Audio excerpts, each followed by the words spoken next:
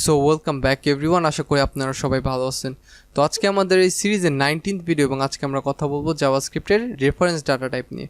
তো লাস্ট ভিডিওতে আমরা ডাটা টাইপ নিয়ে কথা বলছিলাম, সেখানে আমরা দুইটা মেজর ক্যাটাগরি পাইছিলাম, একটা হলো প্রিমিটিভ ক্যাটাগরি এবং আরেকটা হলো রেফারেন্স ক্যাটাগরি। তো তার ভিতরে আমরা প্রিমিটিভগুলোকে নিয়ে মাত্র কথা বলেছি, কারণ আমাদের লাস্ট ভিডিওতে আমাদের ডিউরেশনটা অনেক লং হয়ে যাওয়ার ফলে আমরা রেফারেন্সকে কভার করি না। তো এই ভিডিওতে আমরা রেফারেন্স ডাটা টাইপগুলো নিয়ে কথা বলবো। তো তার জন্য আমরা সরাসরি ভিএস করে চলে যাই। আচ্ছা, তো এইখানে আমরা জাভাস্ক্রিপ্টের সব ডাটা টাইপগুলোকে নোট করেছি এবং দুইটা ক্যাটাগরিতে ডিভাইড করছি, একটা হলো প্রিমিটিভ ক্যাটাগরি এবং আরেকটা হলো রেফারেন্স ক্যাটাগরি। তো আমরা প্রিমিটিভ 7টা ডাটা টাইপকে দেখছি এবং আজকে আমরা রেফারেন্সটা দেখব। তো এই প্রিমিটিভ এবং রেফারেন্স দুইটা যে ক্যাটাগরি, এই দুইটা ক্যাটাগরির ডিফারেন্ট হওয়ার জন্য, মানে দুইটা আলাদা ক্যাটাগরি বানানোর জন্য পয়েন্ট রয়েছে অনেকগুলো রিজনের উপর এগুলোকে আলাদা। তার ভিতর খুবই প্রাইমারি একটা রিজন হলো যে প্রিমিটিভ ডাটা টাইপগুলো শুধুমাত্র একটা সিঙ্গেল ভ্যালু রাখতে পারে বা একটা সিঙ্গেল ভ্যালুকে রিপ্রেজেন্ট করে। তো এর বিপরীতে অবজেক্ট ডাটা টাইপটা আসলে কমপ্লেক্স, এরা একাধিক ভ্যালু রাখতে পারে, এরা একাধিক ভ্যালু স্টোর করতে পারে। তো সেটা আমরা প্র্যাকটিক্যালে দেখবো। যদি এখন না বুঝে থাকেন তখন আপনি খুব সহজে বুঝতে পারবেন যখন এটা আপনি প্র্যাকটিক্যালে দেখবেন। তো এখন আসলে অবজেক্টের টপিকটাতে। তো লাস্ট ভিডিওতে আমরা বলছিলাম যে অবজেক্টের টপিকটা আসলে অনেক বড় একটা টপিক, কারণ জাভাস্ক্রিপ্টের অবজেক্টটা খুবই ইম্পর্টেন্ট। জাভাস্ক্রিপ্ট অলমোস্ট প্রতিটা ক্ষেত্রেই সে আসলে অবজেক্ট ব্যবহার করে, সেটা আমরা আরও ভালো করে জানতে পারবো।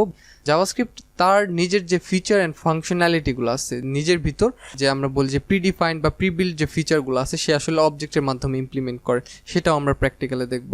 তো তার মানে জাভাস্ক্রিপ্টের সব কিছু আসলে অবজেক্টের উপর নির্ভর করে। তো অবজেক্টের ডাটা টাইপটা খুবই ইম্পর্টেন্ট। অবজেক্টের আলাদা আলাদা স্ট্রাকচার রয়েছে জাভাস্ক্রিপ্টে, অবজেক্টের আলাদা আলাদা ভেরিয়েন্ট ভাবতে পারেন আপনি, যে অবজেক্টেরই আলাদা আলাদা ভেরিয়েন্ট রয়েছে, যেগুলোর স্ট্রাকচারটা আলাদা, যেগুলোর ফিচার আলাদা, যেগুলোর ফাংশনালিটিও আলাদা। তো এক একটা আমাদের এক এক ক্ষেত্রে কাজে আসবে, এক এক ক্ষেত্রে আমাদের জন্য বেশি ইউজফুল হবে।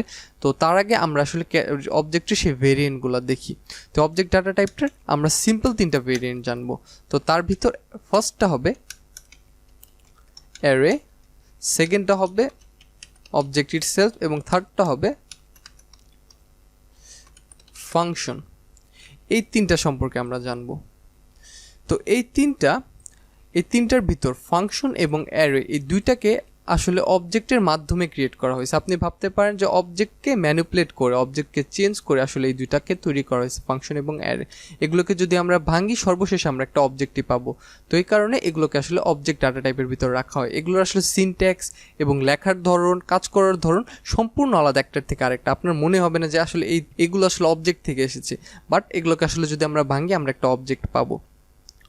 তো এর বাইরেও আসলে অবজেক্ট ডাটা টাইপের আলাদা আলাদা কিছু স্ট্রাকচার রয়েছে, যে আবার কিছু প্রিবিল্ড অবজেক্ট রয়েছে জাভাস্ক্রিপ্টের, যেগুলো আমরা ইউজ করতে পারি। তো সেগুলো আমরা সবই দেখব, বাট আপাতত আমরা ফার্স্টে এই 3টাকে শিখবো, কারণ এই 3টা আমাদের জন্য খুবই ইম্পর্টেন্ট। আমরা যাই করি না কেন আমাদের এই 3টে ইউজ করতে হবে। তো এই ভিডিওতে আমি আশা করব যে আপনি অবজেক্টের কনসেপ্টটা বুঝতে পারছেন। অবজেক্ট ডাটা টাইপের যে আমাদের অ্যারে, আমাদের ফাংশন আরও রয়েছে, যেমন map, set, date object, math object, এগুলো আসলে সর্বশেষে একটা অবজেক্ট, এরা অবজেক্ট থেকে তৈরি করা হয়েছে। তো এরা আলাদা কোনো ডিফারেন্ট ডাটা টাইপ না, এদের সবগুলোর ডাটা টাইপ হলো অবজেক্ট। তো আমাদের এই ভিডিওতে শুধুমাত্র আমরা এই থিওরিটিক্যাল ব্যাপারগুলো জানলাম। নেক্সট ভিডিও থেকে আমরা এই প্রতিটার উপর একটা আলাদাভাবে জানবো। তো প্রতিটা স্পেসিফিক ভিডিওতে ফার্স্ট ভিডিওটা হবে অ্যারে নিয়ে, তারপর পরের ভিডিওটা হবে অবজেক্ট নিয়ে এবং তারপরের ভিডিওটা হবে ফাংশন নিয়ে। তো আশা করি আপনারা আমাদের সাথেই থাকবেন এবং যা যা বলতেছি আপনি সব কিছু খুব ভালো করে বুঝতে পারতেছেন। তারপরে যদি আপনার কোনো সমস্যা থাকে আপনি আমাদের লার্নারের গ্রুপে যাবেন, সেখানে পোস্ট করবেন বা আপনি আমাদের নিচে কমেন্ট করে বলতে পারবেন যে আপনি কতটুকু বুঝতে পারছেন। তো এই ভিডিওতে এই পর্যন্তই থাকতেছে, দেখা হবে নেক্সট ভিডিওতে নতুন কোনো টপিক নিয়ে।